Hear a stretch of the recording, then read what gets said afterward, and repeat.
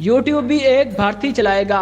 हमारा हमसाया मुल्क भारत जिन बातों के लिए मशहूर है, इनमें एक मल्टीनेशनल कंपनियों के सीईओज हैं। Google, Microsoft, Pepsi, IBM computers, Starbucks, fashion brand channel, mobile phone maker Nokia समेत और बहुत सी कंपनीज भारतीय नजात सीईओज के हवाले हैं।